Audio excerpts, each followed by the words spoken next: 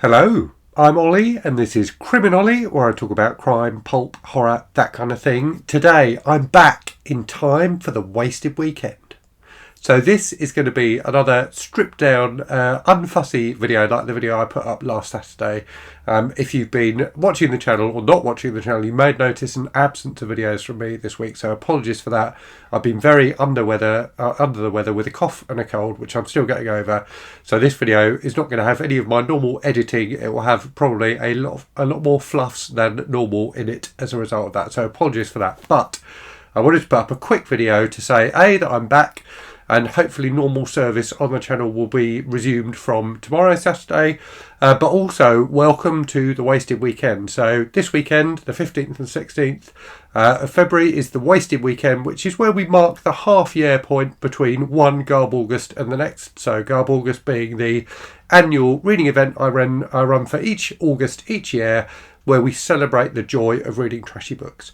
So in GarbAugust Wasted Weekend, which we do mid-February, all I ask is that people try a trashy book, have a go at a trashy book and see what fun you have, see if you get on with it, and use it as a way to kind of tip your toes into the joy of trash, and decide if you want to partake more fully when we get to the next August.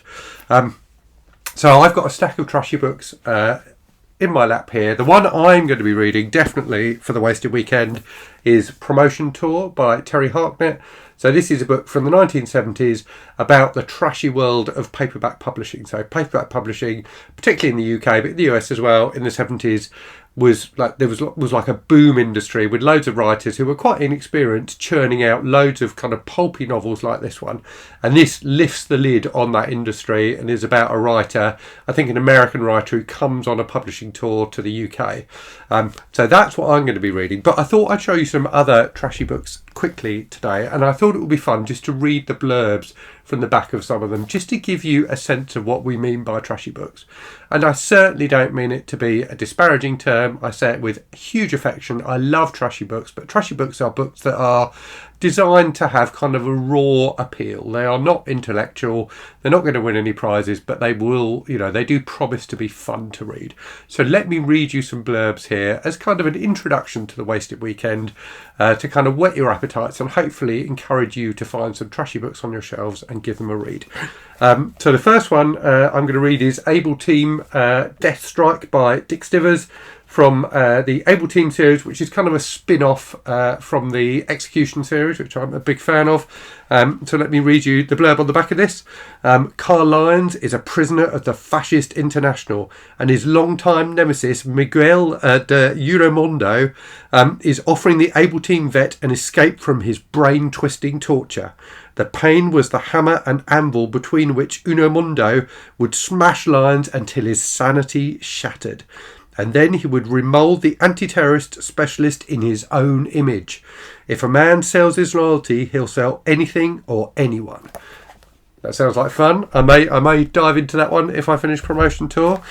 Next up we have a Sweet Valley High book. Now I know loads of people love the Sweet Valley High books. They are, many people's kind of entry into reading as teenagers. I've read a couple of them. I've really, really enjoyed them. Actually, I've read 6 of them now and really enjoyed them. Haven't read this one yet. I think I'm going to be doing a buddy read of it next month. This is Kidnapped by the Cult by Francine Pascal. So let me read you the back of this. Jessica Wakefield's parents have grounded her. She's angry at her boyfriend Sam, and her friends don't seem to care what happens to her.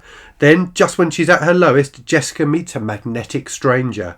Adam Marvel is the leader of the Good Friends, a mysterious cult that pretends to help the poor and needy. Adam's slick talk wins Jessica over, and before long, she's given up parties and cheerleading for group meetings and collecting money at the mall. When Elizabeth hears rumours about a dangerous cult in Sweet Valley, she realises Jessica has fallen under its spell. It's up to Elizabeth to save her sister from the grasp of Adam Marvel before Jessica helps commit a terrible crime. That sounds amazing. Next up we have Doomsday Warrior number 11, American Eden by Ryder Stacy, which is a post-apocalyptic men's adventure novel. Following Russia's thermonuclear first strike, America is a shattered wasteland, its survivors crushed under the iron fist of the brutal Soviet invader. But some have chosen to continue the fight for freedom's cause under Ted Roxon, the ultimate soldier of survival. And when Roxon receives a strange visitor who is near death, a long-rumoured legend suddenly comes alive. Built by American millionaires generations ago beneath a remote Mexican mountain range lies an underground city with artificial sunlight, forests and lakes known as Eden. Life is sustained by Factor Q, a new technology that could restore America's nuke-ravaged ecosystem. But the negative forces of Factor Q are capable of destroying mankind, and the Russians are as eager to obtain its secrets for their deadly reasons as Roxon is to save the world. It's a race against time between the forces of good and evil, a race for the survival of the world that must be won by the Doomsday Warrior. Marvellous. Okay, next up we have a historical romance, a bodice ripper, Caught in the Act by Bettina Krahn, which has a step back cover, which is rather wonderful and rather saucy on the inside. Let me read you the back of this. Secret places. A shocking liaison accidentally observed opens floodgates of deception and desire. Hidden costs. A rogue's game of passionate betrayal takes an audacious, unexpected turn when emotional debts come due. Sweet rewards. In a Tudor England teeming with intrigues and absurdities, in a hotbed of scheming scoundrels and bumbling knaves, a daring thief of heart and an innocent yet ingenious young beauty will be undone by the most delectable treachery of all, rapturous, irresistible love. Another romance next. So we've got two more to go. So another romance, which is Bad Boy of New Orleans by Olivia Ruprecht, beloved renegade. Chance Renaud could still make her tremble after so many years, could still make her burn for his touch and cry out in the night for the man who had loved her first, who would love her always. Micah Sinclair knew she mustn't surrender to the outlaw who was forbidden temptation, and knew she could never escape the lover who branded her as his forever. Time had only deepened their maddening hunger for each other, and the twist of fate that had made her another man's bride and his widow had brought both of them much sorrow. Did she dare hope that Chance would forgive her for keeping her guilty secrets for so long? Chance was determined to claim her at last, but Micah wanted to prove she could be strong, that she could survive on her own. Could she accept the price Chance had paid for the truth and finally bury the ghosts who haunted her dreams? I wonder. And then finally, a book with a knackered cover. So this is quite a rare book. It's Blight by Mark Saunders, which I got from a charity book sale where they'd slapped a huge sticker on the cover, and when I tried to peel it off, it destroyed the cover. So what you can't tell is that's a hideous moth on the cover. So let me read you the back of this. The people of Stoll Estates had everything to live for. New luxury housing amidst the beauty and peace of natural forests. But did they know that the estate offered death as well?